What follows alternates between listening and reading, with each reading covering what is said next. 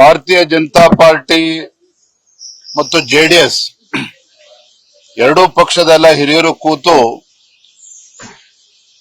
ಮುಂದೆ ಬರ್ತಕ್ಕಂತ ವಿಧಾನ ಪರಿಷತ್ತಿನ ಉಪಚುನಾವಣೆ ಮತ್ತೆ ಇನ್ನು 6 ವಿಧಾನ ಪರಿಷತ್ ಚುನಾವಣೆ ಕೂಡ ಮುಂದೆ ಬರೋದಿದೆ. ಈ ನಿಟ್ಟಿನಲ್ಲಿ ಎಲ್ಲಾ ಕ್ಷೇತ್ರಗಳ ಬಗ್ಗೆ ಸವಿಸ್ತಾರವಾಗಿ ಚರ್ಚೆ ಆಗಿದೆ. ಚರ್ಚೆ ಆಗಿರ್ತಕ್ಕಂಥ ಅಂಶಗಳನ್ನ ನಮ್ಮ ಕೇಂದ್ರದ ವರಿಷ್ಠರಿಗೆ, ನಮ್ಮ ರಾಷ್ಟ್ರೀಯ ಅಧ್ಯಕ್ಷರ ಗಮನಕ್ಕೆ ತಂದು ಅತಿ ಶೀಘ್ರದಲ್ಲೇ ಅಭ್ಯರ್ಥಿಗಳನ್ನ ಘೋಷಣೆ ಮಾಡಬೇಕು ಅಂತ ಹೇಳಿ ಈಗಾಗಲೇ ನಾವು ತೀರ್ಮಾನ ಮಾಡಿದ್ದೇವೆ. ಚರ್ಚೆಗಳು ಬಹಳ ಅರ್ಥಪೂರ್ಣವಾಗಿದೆ. ಮುಂದಿನ ದಿನಗಳಲ್ಲಿ ತಳಮಟ್ಟದಲ್ಲಿ ಕಾರ್ಯಕರ್ತರು ಕೂಡ ಹೊಂದ್ಕೊಂಡು ಹೋಗಬೇಕು.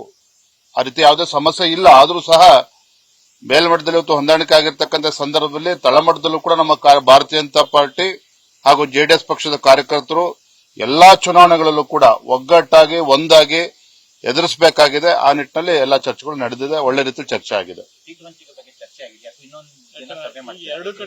ವಿಧಾನ ಪರಿಷತ್ ಚುನಾವಣೆಯ ಸೀಮಿತವಾಗಿ ಇವತ್ತು ಚರ್ಚೆ ನಡೆದಿರ್ತಕ್ಕಂಥದ್ದು. ಲೋಕಸಭಾ ಚುನಾವಣೆ ಹಿನ್ನೆಲೆಯಲ್ಲಿ ಕೇಂದ್ರದ ವರಿಷ್ಠರು ಅದರ ಬಗ್ಗೆ ಚರ್ಚೆ ಮಾಡ್ತಾರೆ. ಅದಾದ್ಮೇಲೆ ನಾವು ಕೂತು ಚರ್ಚೆ ಮಾಡ್ತೀವಿ.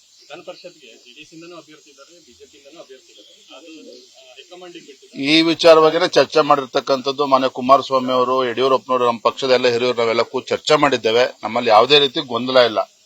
ಒಂದಂತೂ ಸ್ಪಷ್ಟಪಡಿಸ್ತೇನೆ, ಅಭ್ಯರ್ಥಿ ವಿಚಾರ ಬಗ್ಗೆ ನಮ್ದೇನು ಗೊಂದಲ ಇಲ್ಲ. ಅವರ ಅಭಿಪ್ರಾಯಗಳನ್ನ ತಿಳಿಸಿದ್ದಾರೆ, ನಮ್ಮ ಅಭಿಪ್ರಾಯವನ್ನು ಕೂಡ ತಿಳಿಸಿದ್ದೇವೆ. ಎರಡೂ ಅಭಿಪ್ರಾಯಗಳನ್ನ ರಾಷ್ಟ್ರೀಯ ನಾಯಕರು ತಿಳಿಸ್ತೇವೆ. ಒಳ್ಳೆ ನಿರ್ಧಾರವನ್ನು ಕೈಗೊಳ್ಳುತ್ತೇವೆ. ಧನ್ಯವಾದ. 7 ವಿಧಾನ ಪರಿಷತ್ ಸ್ಥಾನ ಗೆಲ್ಲಬೇಕು, ಆ ನಿಟ್ಟಿನಲ್ಲಿ ತೀರ್ಮಾನ ಮಾಡ್ತೀವಿ. ಧನ್ಯವಾದ. ನ್ಯೂಸ್ ಫಸ್ಟ್, ನಿರ್ಭೀತಿಯಿಂದ ನಿಮ್ಮ ಪರವಾಗಿ.